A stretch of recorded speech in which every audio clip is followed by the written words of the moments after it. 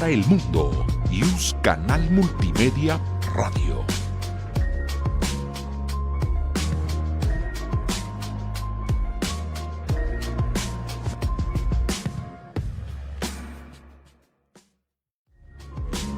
Luz Canal Multimedia. Derecho a tu. Luz Canal Multimedia presenta Mundo Forense. Conducido por Zoraida García Castillo, Anaí Rodríguez González y Carla Vázquez Barrera.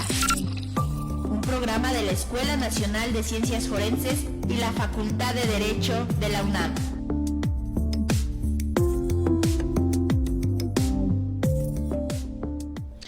Muy buenos días, les habla Anaí Rodríguez González en su programa Mundo Forense.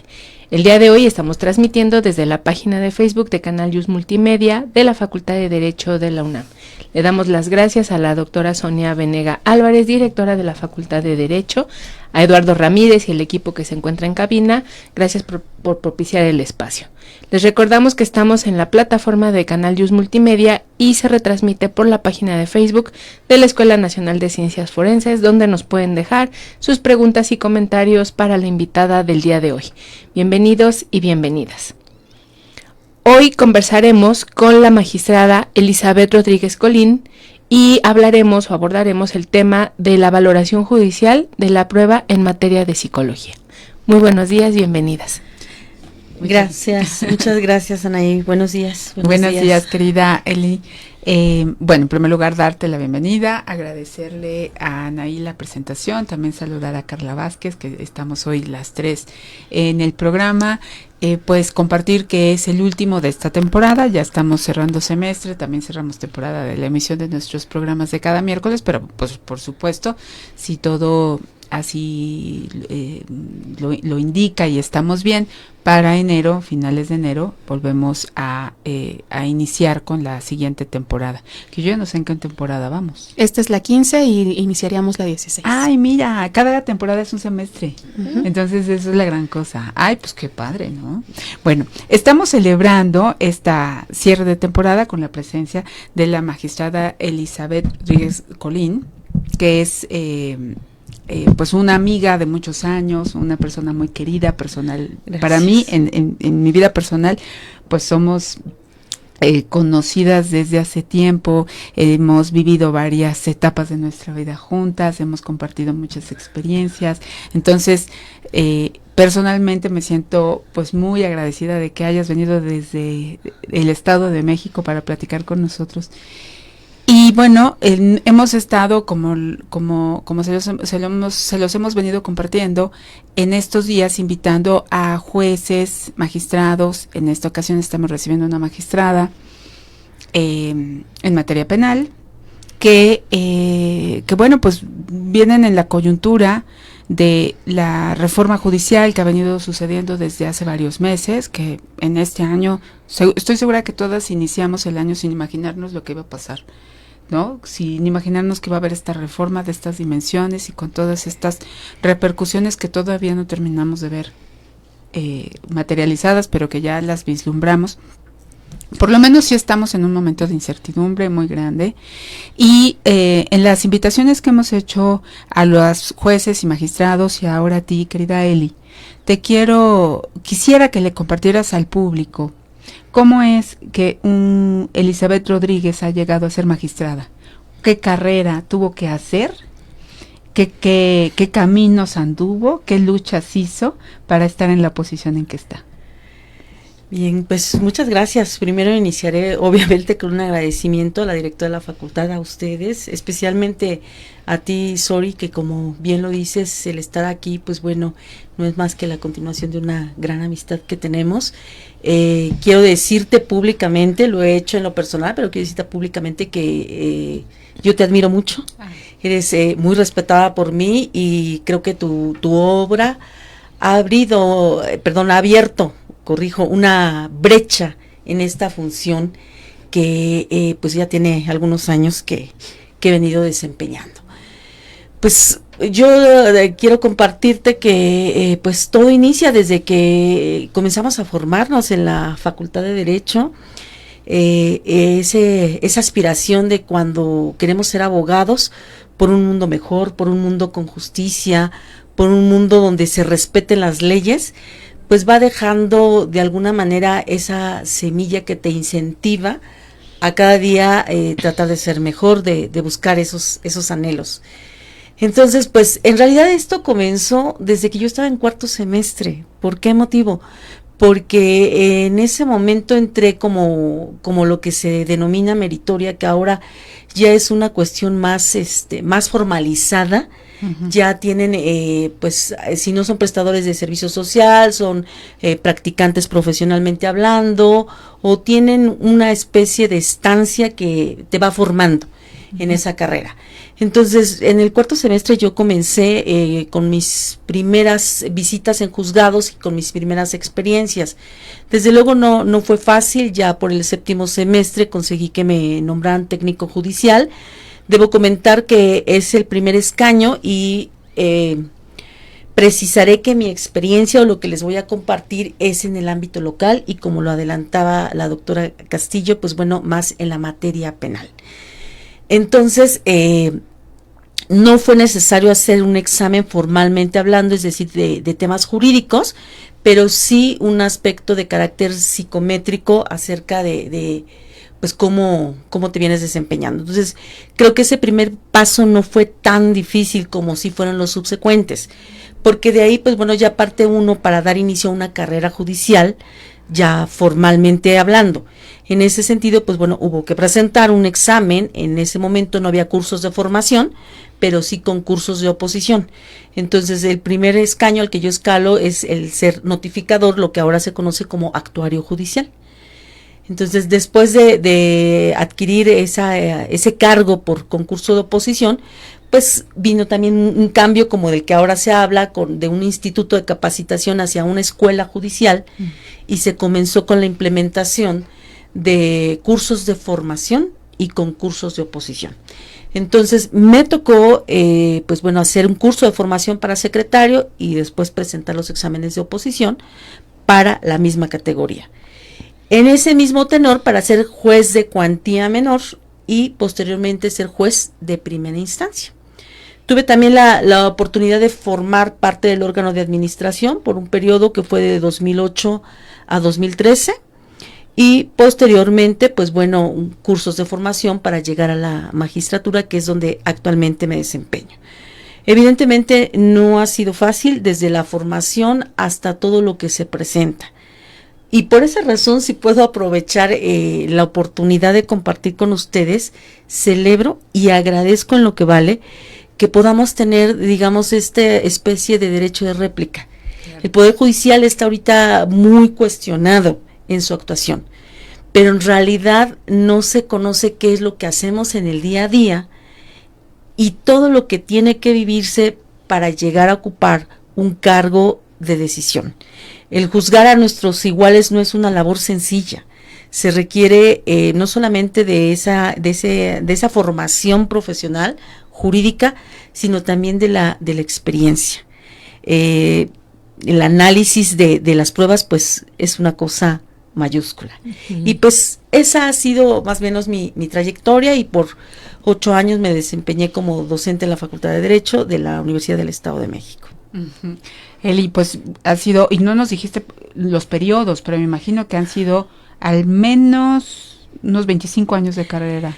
Cumplo 32 años, Sori, 32 años en febrero del año que entra. Sí, desde aquella ocasión en que fuiste admitida como meritoria hasta hoy día que es magistrada en el Estado de México. Es correcto. Bueno, a ver, yo cuando conocí a Eli, que ya tiene un montón, no sé cuándo, pero más de 10, como 12, como 15. Yo creo como que como 17, 18, ¿verdad? Que tenemos que conocernos. Pues hemos intercambiado muchas opiniones de vida y de profesión. Y he visto cómo la magistrada, jueza primero, y desde que eras jueza, tenías mucha preocupación por los temas de género. O sea, ella es de las juezas que se han preocupado por tratar de introducir en su formación la perspectiva de género. Y siendo jueza penal, me parece que eso es maravilloso. Entonces, eso me da pie para hacer una siguiente pregunta que nos va a girar un poco el tema sobre esos retos. Cuéntanos de tus retos como juzgadora frente a la prueba.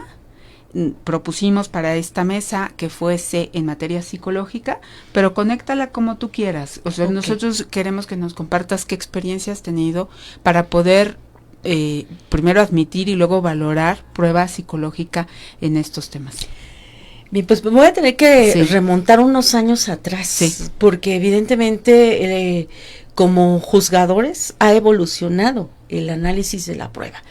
Y me refiero, ejemplo, al 2004, 2005, donde la propia Corte, la Suprema Corte de Justicia de la Nación establecía, ejemplo, el ayuntamiento carnal entre esposos como un débito. Entonces, vaya, en ese momento no era admisible que existiera una violación entre esposos. Y así era como se juzgaba la prueba. Y en un ejemplo pero muy coloquial, recuerdo mucho en una ocasión que llegó una persona que se decía ofendida en ese momento, y lo primero que pidió fue hablar conmigo, ya como titular de un juzgado, y me dijo: celebro mucho que sea mujer quien va a juzgar este asunto, porque usted sí me va a entender. Pues digamos que en una primera aproximación por la mente del juzgador pueden pasar muchas cosas.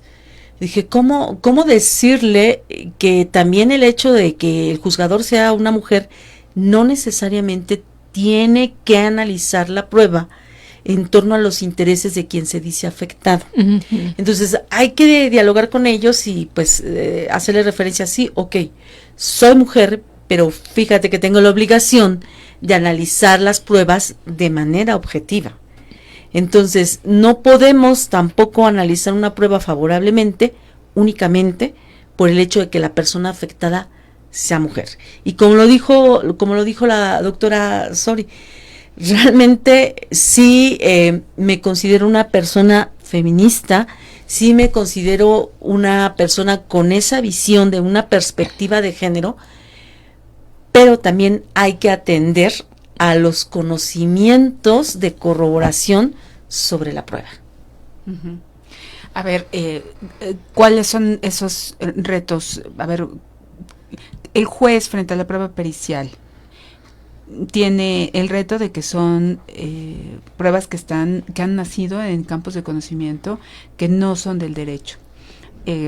Hay unas pruebas que quizás dominamos mejor, ¿no? Como los testimonios, que también tienen sus bemoles, pero las documentales, las propias pruebas materiales.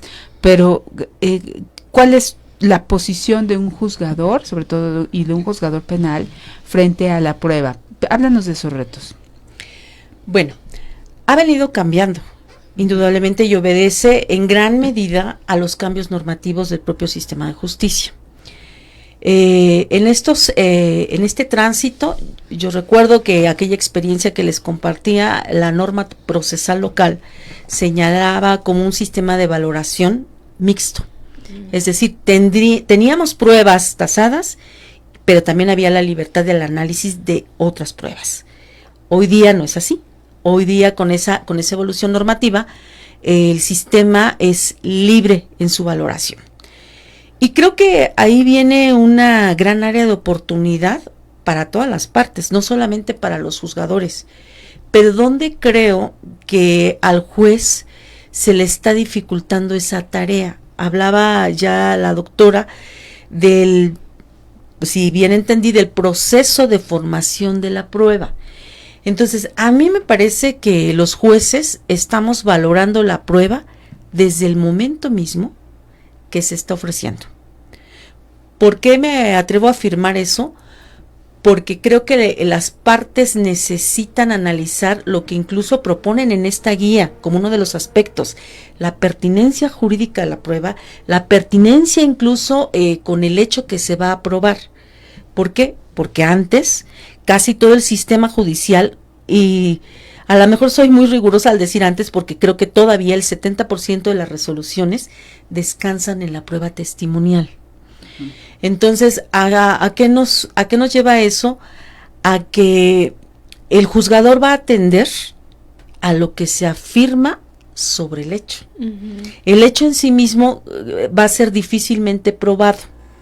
El problema es cuando lo que nos aportan en juicio, en debido proceso, en el mejor de los casos, conlleva establecer una verdad por correspondencia. Y entonces eso como que me empieza a generar un choque internamente, porque por una parte tenemos esa libertad para el análisis de prueba, pero también tenemos que atender al objeto del proceso penal, esclarecimiento de los hechos. Y ese esclarecimiento de los hechos entendido como una verdad, lo que realmente sucedió, no lo van a conocer más que los órganos de prueba que a guisa de testigos se incorporan en juicio. Entonces, creo yo que para que se pueda analizar objetivamente el contenido de ese testimonio, necesitamos precisamente de las demás áreas científicas que nos van a permitir corroborar o la eficacia probatoria de lo que se dice sobre el hecho. Porque finalmente lo que juzgamos son hechos humanos y por aún son hechos del pasado. Entonces están en el registro memorístico de quien los da a conocer en juicio. Sí, y eso que está señalando me parece sumamente interesante porque además creo que durante mucho tiempo el discurso ha sido la prueba pericial va a sustituir a esta prueba, ¿no? Porque nos va a dar mayor certidumbre. Y creo que más bien la clave está justamente en lo que acaba de señalar. Tiene que haber una especie de enroque, de vinculación entre esta prueba testimonial, que es, digamos, como el material directo que se obtiene de las personas que participan o que fueron testigos o que fueron participantes directos del hecho que se está analizando, y todas estas disciplinas, ¿no?, científicas y técnicas que me pueden aportar elementos justamente para hablar de consistencias. Y a veces hablar de consistencia suena como muy sencillo, pero en realidad es una tarea compleja poder hacer estas verdades de correspondencia. Entonces, creo que ese paradigma valdría la pena empezar a explorarlo para no tener esta visión como tan dicotómica de o esto, ¿no? O esto sustituye aquello. Y creo que ayudarían mucho como a la construcción como de la verdad jurídica. Ahora, en ese sentido, a mí, pensando en el papel que la prueba científica puede tener en todo esto que estamos discutiendo, desde su experiencia, ¿cuál ha sido la evolución que ha tenido esa prueba dentro de los procesos? O sea, ¿de verdad estamos llegando al análisis profundo de lo técnico, de lo científico? ¿Nos estamos quedando todavía en la superficie? Y un poco lo que preguntaba también la doctora Zoraida, pues hacia dónde tendríamos que empezar como a caminar, ¿no? Para a lo mejor sacarle mayor provecho. Sí, a mí me parece que con la estratificación de cómo está el sistema procesal en este momento, hay avances, pero a un paso muy lento, muy lento. ¿Por qué lo veo así? Porque en el sistema anterior, de alguna manera, el juzgador podía sustituirse y analizar la prueba de una manera diferente, incluso cuestionar a los peritos. En este sistema no.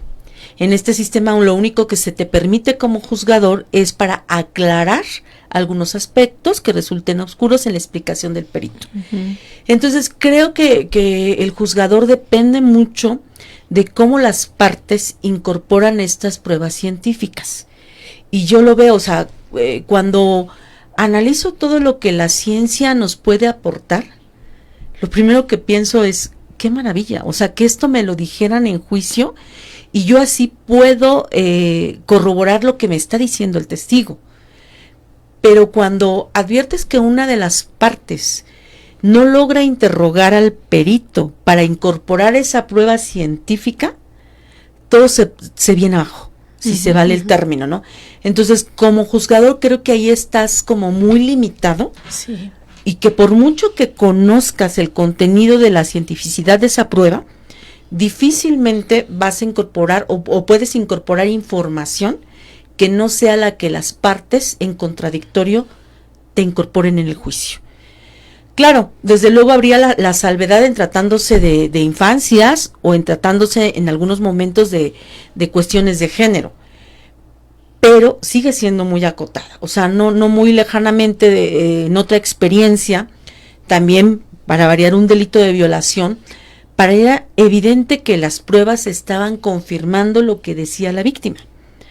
En esta revisión en apelación, analizo las pruebas, determinamos revocar la resolución, se va al amparo, y en el amparo nos dice la autoridad federal, perfecto, analizaste esto correctamente, esto estuvo, o sea, le faltó decir, perdón, y la verdad es creo que de las experiencias no gratas, porque dices, bueno, entonces algo estoy haciendo mal, ¿no? Por el tema de la perspectiva de género, dice, todo perfecto, esto bien, pero ¿qué crees? Te sustituiste en el órgano de acusación. Entonces tú dices, bueno, ya no entendí de qué estamos hablando. Y es cuando uno empieza a cuestionar. Entonces, en la medida, a eso me refiero en la parte de la conformación de la prueba. Entonces, desde que se está ofreciendo, se debe de analizar no solamente la pertinencia de esa prueba, sino la trascendencia en la eficacia demostrativa que va a tener en el juicio. Y dicho sea de paso, de eso advertimos que es donde falta mucho. Por eso creo que estamos todavía un poco distantes al respecto, y lo veo más en la prueba psicológica. Sí. ¿Por qué? Porque a lo mejor en las demás la evidencia es más objetiva. Es decir, si llega el criminalista y hace su inspección de campo y no sé, a lo mejor desde que aplica una técnica en espiral advierte un indicio en tal lado y que corresponde con lo que nos declara el testigo, puede corroborar. El tema con la prueba psicológica es muy diferente. Y esa es la que a mí en lo particular me cuesta mucho más trabajo, desde la admisión. Digo, a mí ya no me toca analizar ese tema de admisión, pero sí la revisión de lo que el juez de control en su momento determinó admitir, y que ahora por mi adscripción ni siquiera esa.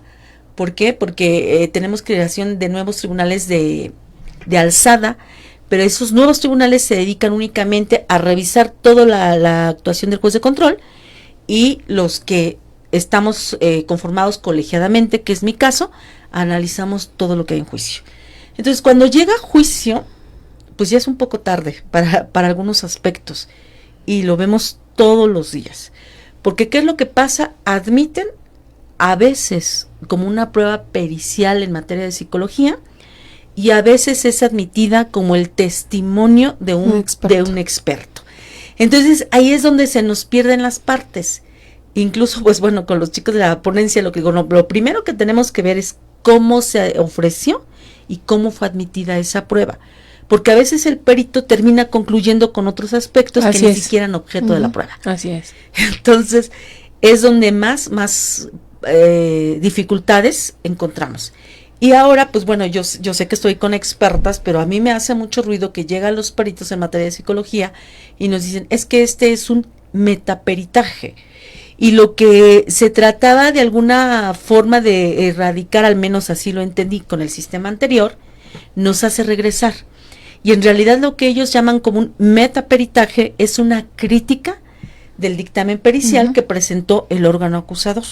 Y dicho sea de paso, a veces es una crítica pues muy subjetiva.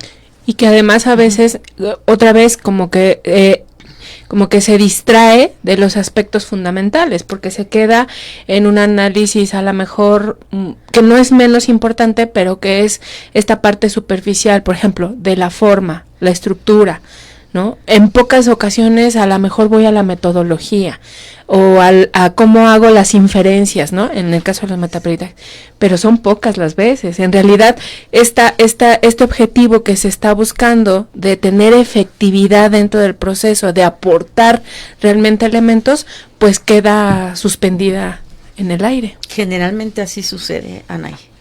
Así sucede, ¿no? Y pues bueno, de inicio a veces, insisto, la ofrecen como una prueba pericial en materia de psicología, comienzan a interrogar al perito, a veces con deficiencias en el interrogatorio, y no se diga en el contrainterrogatorio, que la legislación procesal establece esta figura del consultor técnico, que es muy diferente a la que se aplica en Estados Unidos, pero que creo que si la aplicaran por lo menos como está diseñado en nuestra legislación, ayudaría. ¿Por qué? Porque no saben ni cómo interrogar a su perito. Ni cómo preguntar. Asístete de un consultor, porque tú no eres perito, ni los jueces tenemos esa expertise o esa profundidad en el conocimiento de cada área científica. Entonces, en la medida que no se asisten de un consultor que pudiera auxiliarles cómo contrainterrogar al perito, pues esa información se queda en el aire, como bien dices. Magistrada, a mí me gustaría saber cómo ha sido su experiencia, sobre todo, por ejemplo, con terminologías muy específicas del área psicológica, con estas pruebas, estos test, que en muchas ocasiones también tienen un lenguaje tan técnico que cuando uno quiere intentar comprender cuál era la finalidad de la prueba o del test en específico, o incluso cómo se interpreta, pues es muy difícil, ¿no? Creo que también ese es un reto, que los peritos puedan bajar el nivel técnico, es importante para mostrar su expertise, pero también hacerlo entendible y digerible, no solo para el órgano jurisdiccional, sino incluso para las víctimas o los imputados, y que puedan ir observando qué fue lo que encontraron y qué es lo que se está midiendo con estas test, pruebas y todo lo que está en el área más bien psicológica. Es que planteado así sería una maravilla, porque se supone que parte de los principios de este sistema era precisamente juzgar de cara a la sociedad y que los usuarios del servicio entendieran por qué el juez estaba tomando una determinación con base en esas pruebas, pero a veces no entienden ni siquiera la prueba, como bien dices. ¿Por qué? Porque no hay esa explicación. Y en ese sentido, algunos jueces sí llegan a cuestionar, porque insisto, sí tienes esa facultad de clarificar, pero se trata también de un aspecto no solamente de responsabilidad, de profesionalismo, sino también de sensibilidad. Y las cargas de trabajo, sin que eso sea una justificación, siempre juegan en contra. Claro. La deficiencia de salas siempre te está jugando en contra. O sea, yo he visto juicios que tengo que revisar donde el juez casi está presionando a las partes diciendo: yo nada más dispongo hasta las 2 de la tarde en punto porque entra el tribunal de enjuiciamiento a desahogar, o entra un juez de control porque va a llevar a cabo una audiencia de control de detención. Entonces los factores, digamos, materiales también inciden, pero esa parte, y perdón que sea tan insistente en el tema de la conformación de la prueba, creo que tendríamos que pensar ya para avanzar, para llegar a ese nivel quizás ideal, de trabajarlo más con los diversos sujetos. El juez es el último eslabón de todo este procedimiento porque es el que va a decidir, pero cómo se conforma la prueba sigue siendo muy carente de darle a conocer al juez qué es lo que voy a probar con eso. Y en tratándose de la pericial en materia de psicología, empiezan a interrogar al perito y resulta que lo que emitió el perito no es una pericial en materia de psicología, sino una impresión psicodiagnóstica. Entonces ya desde ahí el Ministerio Público dice: bueno, me vas a llevar a juicio una impresión psicodiagnóstica, ¿para qué me va a servir? Digamos como un primer saque en la etapa de investigación, ok, pero tráeme ya una prueba pericial a juicio que realmente a mí me pueda materializar si hay alguna consecuencia o hay sintomatología que corresponda con el hecho motivo de acusación, o que refleje que realmente fue abusada sexualmente. Y es que esta prueba se presenta más en los delitos de carácter sexual, más si son tratándose de menores. Uh-huh. De menores. He visto una clara evolución, porque antes era únicamente para el tema de marcar la sintomatología, y ese era el objeto de la prueba.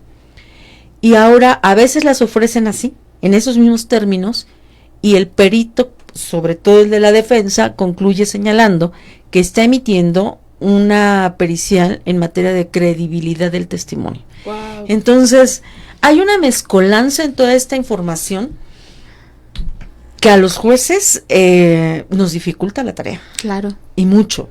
Entonces, creo que por mucho que tú puedas conocer estas herramientas tan valiosas como es la guía o la aplicación de protocolos o las corrientes doctrinarias en torno a ese tipo de abordaje de prueba, difícilmente vas a poder emitir una resolución con ese sustento. Lograrás una verdad jurídica, como la que decías, Anaí, una verdad a lo mejor por correspondencia, es decir, que el hecho corresponda a las pruebas que te llevaron, pero ese esclarecimiento de los hechos, que sería lo que realmente nos debe importar, difícilmente se puede conseguir así. No sé si lo veas posible, pero quizás podríamos aterrizar esta conversación en algún ejemplo que nos puedas dar de un asunto que se complicó precisamente por la presencia de la prueba psicológica, porque me parece muy interesante que hablar de prueba psicológica, de qué estamos hablando, ¿no? Uh-huh. Es que se aplica, o sea, varios tipos de pruebas y tienen diferentes propósitos, ¿no?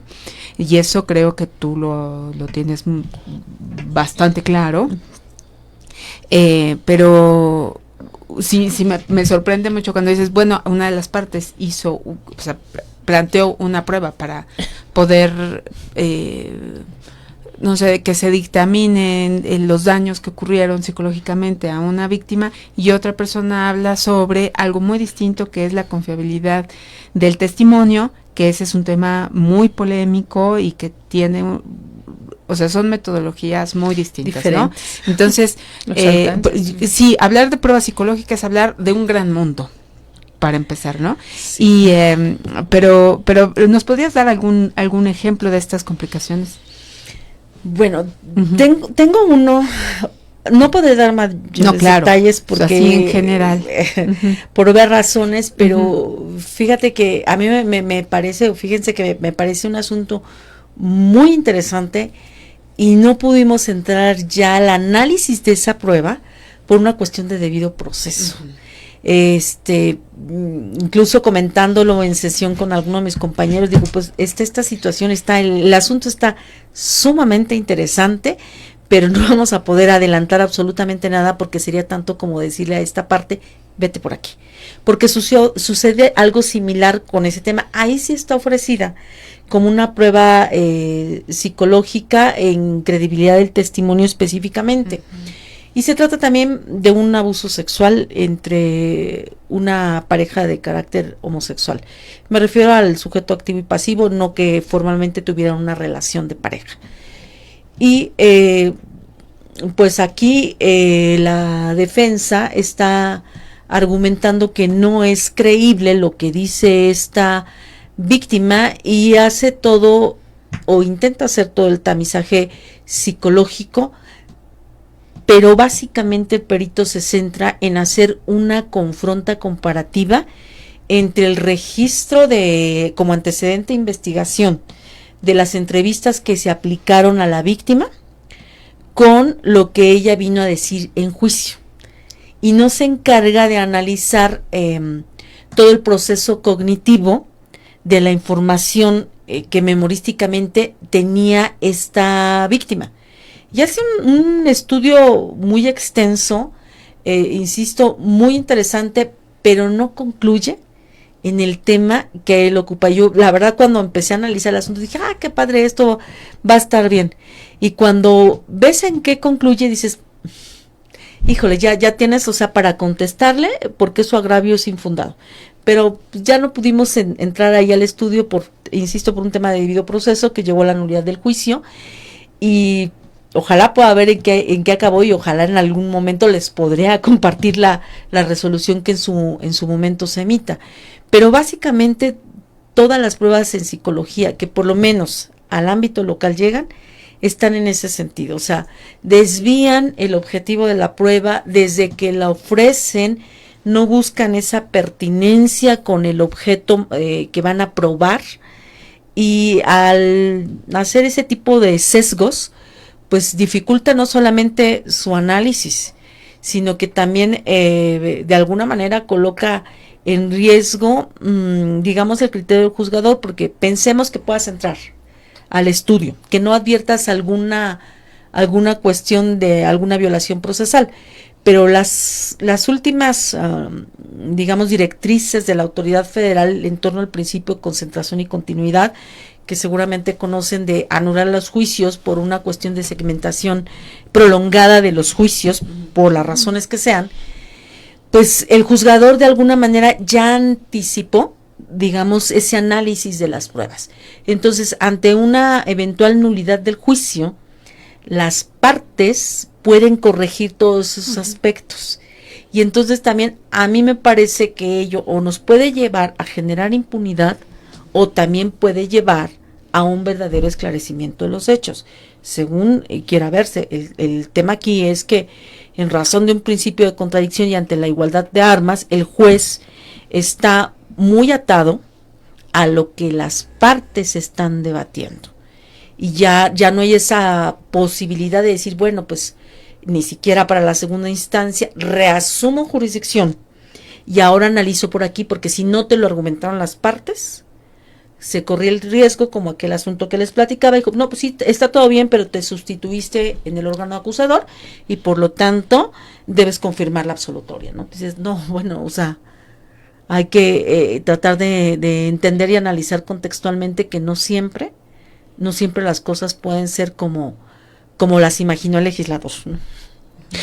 Y ante todas estas situaciones, porque además, por ejemplo, pruebas, o sea, me queda clarísimo que ni siquiera poder plantear claramente cuál es el objetivo de la prueba y que termine desviándose, ¿no? Para ya de entrada es un problema metodológico significativo, ¿no? Porque al momento de llevarlo al proceso, pues vas a hablar de algo que puede resultar sumamente interesante, pero que para lograr esclarecer o hacer una verdad por correspondencia, pues va a resultar prácticamente inocuo, ¿no? O deficiente. Entonces, creo que ahí es como una tarea importante que se tiene que ir trabajando, ¿no? Por eso creo que las guías tienen como esta primera parte, todas, ¿no? De estas pertinencias, ¿no? Jurídico, técnico, científicas, que se tienen que estar observando, ¿no? O sea, tu solicitud es viable, tienes con qué hacerlo, atiendes a las particularidades de cada prueba, y no solamente en la de psicología, en general, todas tienen ese objetivo. Mi pregunta va en la idea de, con todas estas complicaciones, al final, ¿la presencia o la existencia de las guías, en específico la de psicología, le ha resultado de utilidad? Sí, precisamente por estos desvíos. Porque si tú le dices, al momento de valorar la prueba, tú le dices al oferente o a la contraparte, según sea, fíjate que tu prueba no cumple con este estándar, no es pertinente jurídicamente por esto, o fíjate que no era posible por tal o cual circunstancia, porque también hay un tema y que creo que abordas en las guías, en el sentido de sé que no es el calificativo, pero digamos de la secrecía de las herramientas que utilizan. Entonces, cuando el oferente o la contraparte no sabe interrogar, lo primero que dice, no, es que esas no te las puedo presentar aquí por una cuestión de ética profesional, porque mi ciencia no me lo permite. Te puedes encontrar en 1000 respuestas, ¿no?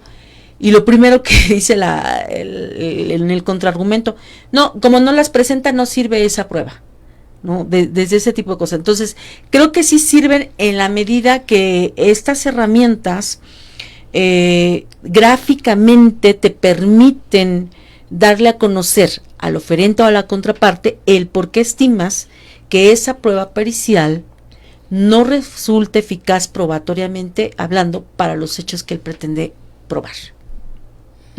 Y también creo que hay que ir trabajando mucho en el peso que se le da a la prueba psicológica, porque aparte recaen dos cosas muy interesantes que además tienen que ver con temas de perspectiva de género, que son el que tú recargues la prueba en el testimonio de la propia, en el caso, por ejemplo, de la víctima, y también en demostrar que hay daños, ¿no? O secuelas, y de pronto eso se vuelve también una camisa de fuerza, y se vuelve una cosa muy cuadrada. Entonces creo yo que también tendríamos que ir transitando a pensar, porque yo lo he visto en algunos casos, que se oferta la prueba como si esa fuera, incluso en un riesgo de sustitución, la que le va a decir a la persona juzgadora, es esto. Y eso no debe de ser así, o sea, puede ser que esa prueba a lo mejor termina teniendo ciertos puntos deficientes, pero tienes otros elementos que entonces te permiten hacer esa correlación. Entonces, creo que también hay que ponerla y yo lo digo como alguien que está en ese campo, en su justa dimensión, porque creo que a veces se sobredimensiona y aquí me va a decir si está diciendo la verdad o mentira. Eso es una cosa que ni siquiera estás extralimitando tus conclusiones, no es algo que te corresponde determinar. Pues yo creo que no se necesitaría de jueces, ¿no? Mejor que Exacto. resuelva un perito. Que resuelva un perito. Sí. El perito auxilia de una manera muy importante la labor judicial. Y sí, comparto esa apreciación de que no debe sobredimensionarse la prueba pericial, porque además pues no lo es toda la prueba. Uh-huh. El problema es que se oferta con esa finalidad, pero si no hay un análisis contextual, creo que no nos llevaría a nada y pues entonces que la decisión caiga en el perito y ello pues jurídicamente no es admisible, ¿no? Así es. Uh-huh. En ese sentido, magistrada, a mí me gustaría saber, entonces, ¿cuáles serían los retos que se van dando cuando tenemos este tipo de pruebas, sobre todo en delitos asociados al género, que además hay un montón?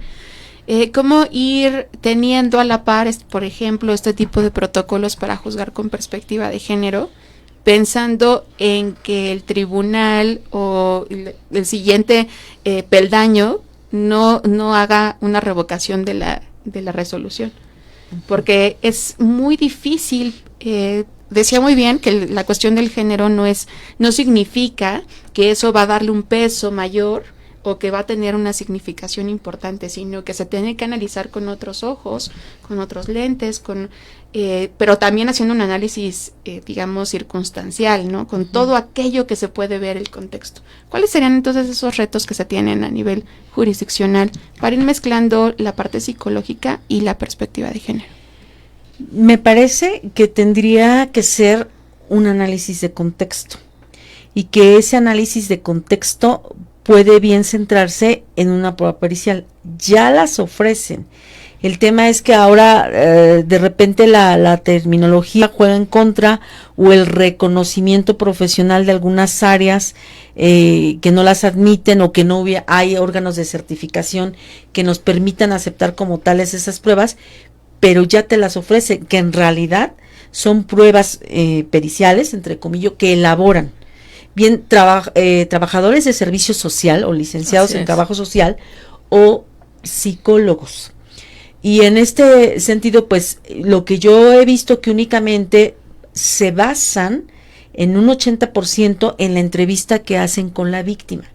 Y no hay realmente ese análisis de contexto, porque siempre que hay una detonación de una violencia mayor en contra de una mujer o de cualquier persona en razón de su género, ya sea por identidad o por preferencia, lo que importa mucho, creo yo, es el contexto. Para que detone ese momento, tuvo que haber ya pasado una situación que llevó a esa gota que derramó el vaso. Entonces, creo que en ese análisis es donde hay que trabajar más, hay que fortalecer la aceptación de esas pruebas siempre y cuando lleve una aplicación metodológica, que volvemos a este mismo punto, uh-huh, y tenga un grado de corroboración con las demás pruebas que se aporten. Me queda claro que la prueba testimonial sigue siendo sumamente importante. Yo me atrevería a decir que quizá la más importante, porque lo que juzgamos, sí, insisto, son hechos. Y hechos del pasado. Alguien va a venir a darnos cuenta de ese hecho. Entonces, lo que el juez tiene que hacer es buscar, o más bien determinar, si lo que se afirma sobre ese hecho se encuentra probado con lo que le incorporan las partes.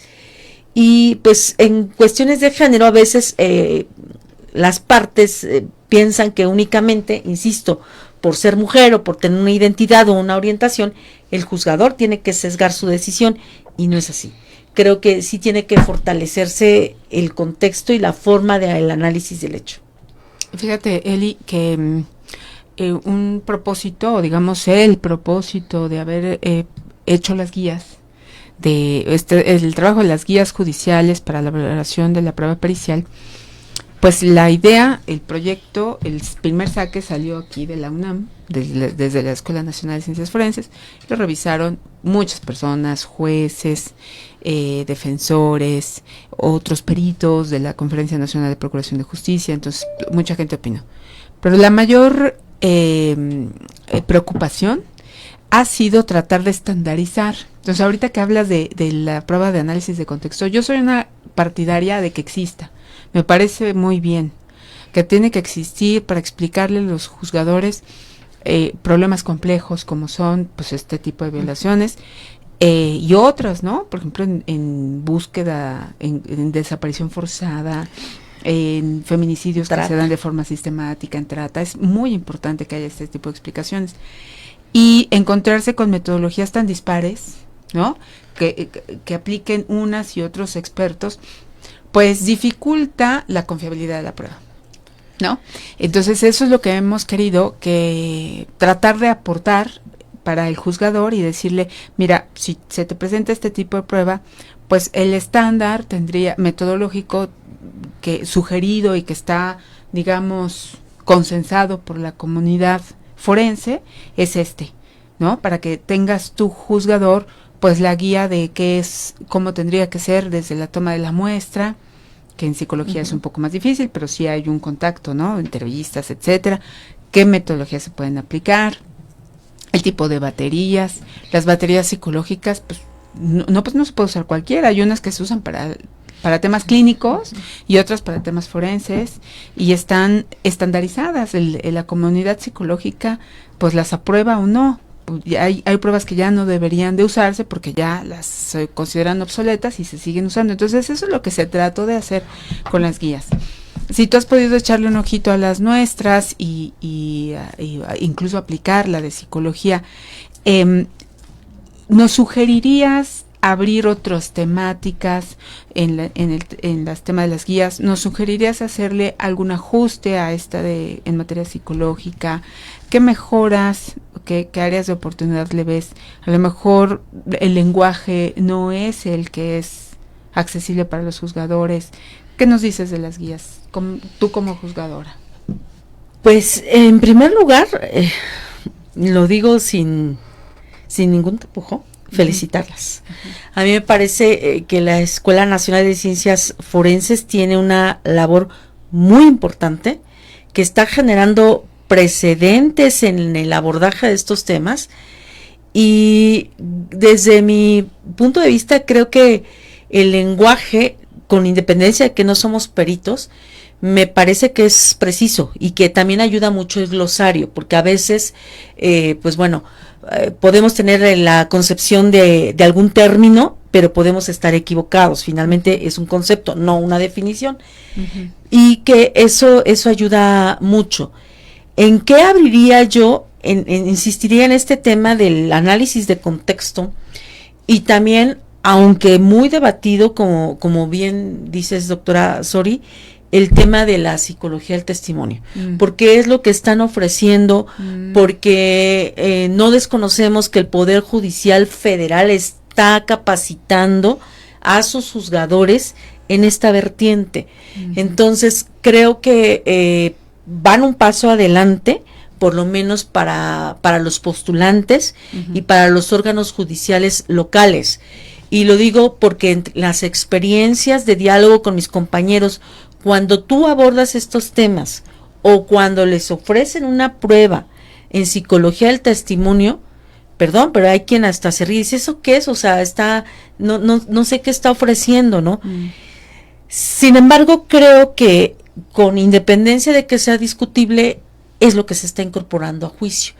Y entonces creo que sí se tiene que entrar ya en ese estudio, si no para generar algunas directrices, por lo menos para que los órganos judiciales locales, porque los federales sé que están capacitándose en ello, conozcan que sí existe y cómo debe aplicarse o analizarse. Y su alcance. Exactamente, porque si no, entonces sí nos va a llevar a a determinaciones que no tendrían un sustento objetivo. Yo creo que el proceso cognitivo de todos nosotros como personas, en efecto, obedecen a muchos factores. Sí. Desde el suceso, desde cómo te preguntan, desde la fecha en que aconteció, desde lo que tengo a mi alrededor.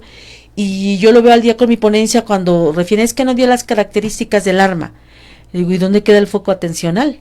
O sea, si tú llegas ahorita y me colocas un arma en la 100, yo lo primero que voy a hacer es buscar cómo resguardar mi integridad física, mi vida, no las características del arma, ¿no? Entonces, todos esos factores que sí están, creo yo, influyendo en los testimonios, ya hay abogados o barras que están incorporando ese tipo de pruebas. Y creo que sí tendría que ampliarse para trabajar y generar estos precedentes tan importantes como los que está haciendo la Escuela Nacional de Ciencias Forenses. Pues muchas gracias. Eli, se nos acabó el tiempo. Sí, siempre se nos pasa rapidísimo y la verdad es que aquí se generan conversaciones súper interesantes, como ha sido esta mañana, de verdad te agradecemos muchísimo y le agradecemos a nuestra audiencia el que nos haya prestado otro rato más de su tiempo y de su interés, que les pedimos, les exhortamos a que nos sigan en el programa Mundo Forense en el siguiente semestre, en la siguiente temporada, y aprovechamos este foro para hacerles 3 invitaciones.